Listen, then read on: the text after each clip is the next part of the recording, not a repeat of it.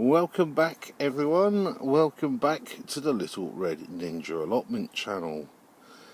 I hope everyone is well and carrying on with their seed sowing and getting ready for the big rush next month, where some people might plant out their veg.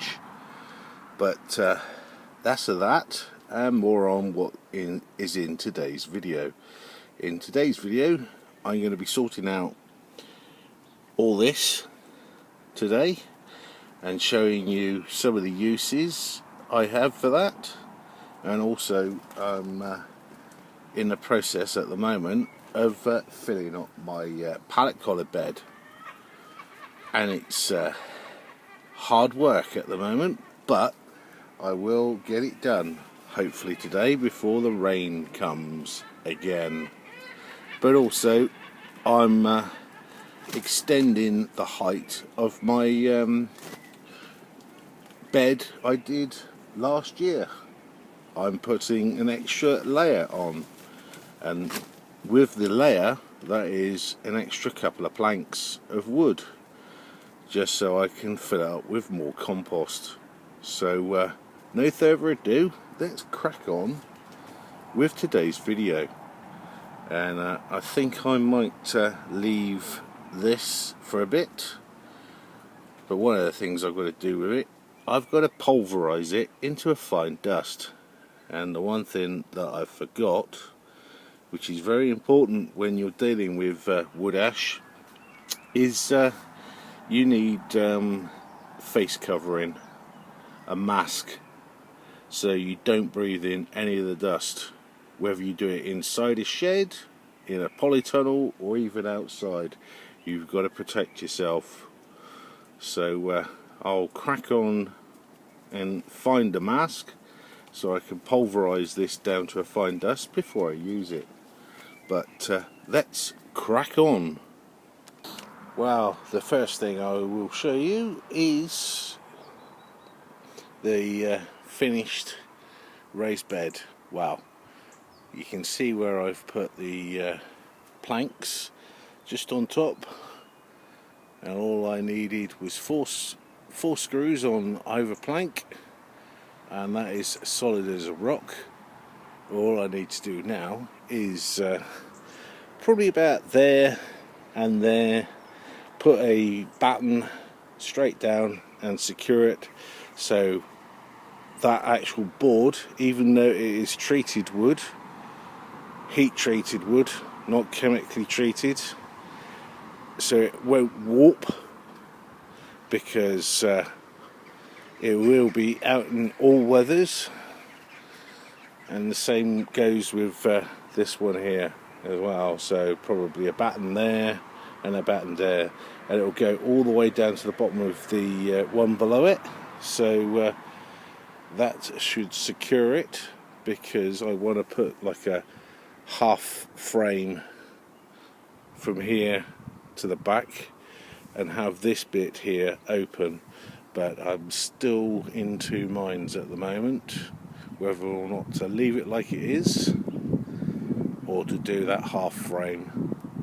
But let's go and show you what else I've been doing, and let's crack on before the rain comes, because the clouds are not looking too special. They're looking quite evil.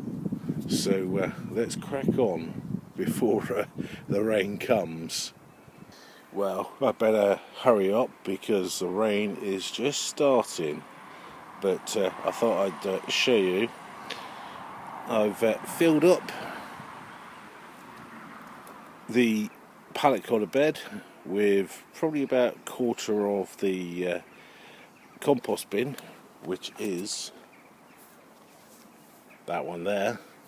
So I've got 2/3 left, which hopefully will fill this up, and hopefully it will. But there is another item that I will put in there. I'll put a layer of something, which I'll tell you in a bit. And as the rain is coming, I'm going to have to go back to the den and finish this video another day, but I will just show you the wood ash that I've pulverised, and it is ready for what I want to use it for. But let's quickly show you. And yes, this here is going on top of here. It just protects it for the moment. It stops animals going in there and doing their business, and well, it just stops them. So let's crack on, and hopefully when I come back, maybe tomorrow, the weather will be a little bit better, so I can actually finish filling this up. Rain, rain, go away. Come back in about a year's time would be good.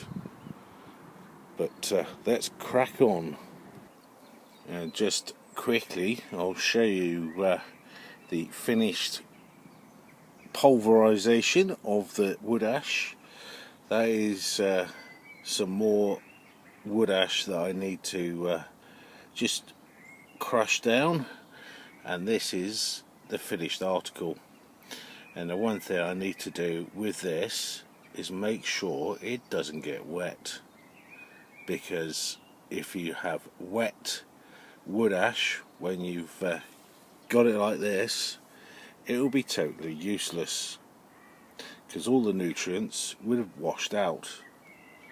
So I need to cover that before I go back to the den, and hopefully come back tomorrow.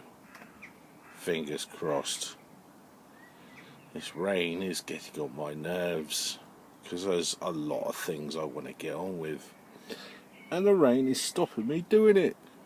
Help! Help! Right, I'll see you when the weather is a little bit better. So see you in a second for you, but probably a day or two for me. So be right back. Wow, like I said, a second for you, or a couple of seconds, but a couple of days for me. And yeah, pain in the backside, this rain, but it can't be helped. But here I'm going to show you the layer. Wow, this is something that I've done previously around the edge of raised beds. I put a layer, a couple of inches of cocoa coir, and my main job for this is mainly stop slugs and snails, because all the cocoa coir has very fine hairs that the slugs and snails seem to not like, which hopefully when they come over the side, hopefully they won't be able to dig down underneath, because they like going a couple of inches down, or probably about 6 inches down if there's no veg, and when there is veg they come up through. So this hopefully will stop them digging down into the compost below. But yeah, that's one of the jobs I've done. And all I've got to do now is just fill it back up with the rest of the compost. And I've probably put another 3-4 inches in of the compost from the compost bin, but it's knackered me out, so I think I'll leave it for a couple of days. This will get done very soon, because I need to put carrots in next month. But let's crack on with the rest of the video. If you're liking the video, please do smash the like button and the subscribe button, as well as the notification bell, which is somewhere down here, or down here somewhere. But Thank you very much to all the new subscribers that have joined my adventure on the allotment, and I do hope you're liking what you're seeing, and thank you very much for joining. But something I said earlier in the video about not getting the wood ash wet. You can get it wet, but when you do get it wet, it's better to keep it in a bottle, because then you've got your own liquid feed of wood ash, which is very good for a number of veg items that you might grow. One of them is onions and garlic. They are a really, really helpful addition to your onions and garlic. Well, in fact, most root vegetables. So I might give it a light dusting on my pallet collar bed. I think when I've finally finished putting all that compost in, it also, one other thing, all lettuces love it, because I did it a couple of years ago. I put a sprinkling of potash onto where lettuces were. Some of them got ruined because I was a bit heavy-handed by putting quite a lot on, but all the lettuces just packed up and just produced all the way through the summer. So that is one good thing about this waste product. And I'll go and show you in a minute what I've done with some of the wood ash. But Little Ninja reminded me yesterday, while I was watching the rain fall, was one of the items that, like potash, is rhubarb. So I'm damn well sure a lot of you grow rhubarb.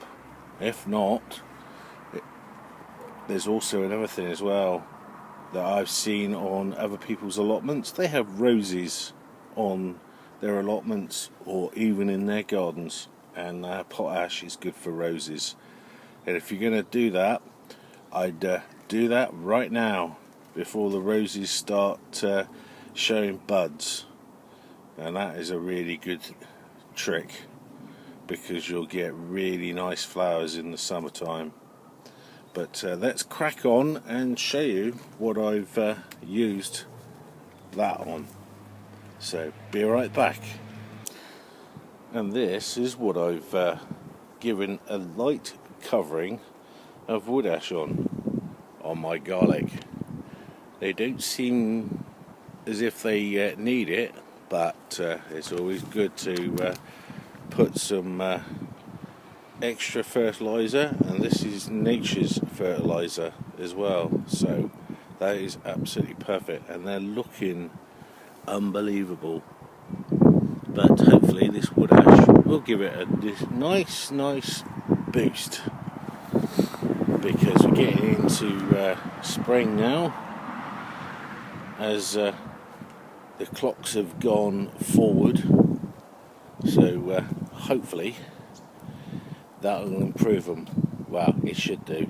And like I've given my onions a light dusting as well, and I got absolutely covered, because as soon as I was doing it, the wind decided to pick up, so I got a face full of wood ash. Luckily I was wearing a mask, so that's all really good. There are trace elements in the wood ash, which is really good for all this stuff here, all these onions. You know, you've got things like iron, boron, zinc, even manganese, which I find very hard to believe, but I have done research, and that is what's in the wood ash. And there's also another thing as well, copper. Yeah, copper. This will turn into a smelting operation soon, I think. But I'm just going off topic now. But thank you very much for watching in today's video, all about this natural feed, and it's all organic as well, because all the wood that I've burnt and crushed was all from trees, so no chemicals involved in any of the fertilizer that I've put on my onions and garlic, and even in those 2 pot bowls for my liquid feed. But thank you very much for watching. In next week's video, I really haven't decided yet what I will do, but I'm sure it will be of interest to you. And keep well and keep sowing those seeds. But I thought I'd let you know the rain is not here. It's gloriously blue sky, but the sun has gone behind a cloud. Boo! Come on, sun, warm up this ground. I want to start planting. But yeah, me waffling on, and I'll see you in the next video. This is Paul from the Little Red Windy Allotment channel, and I'll see you next time. Bye for now.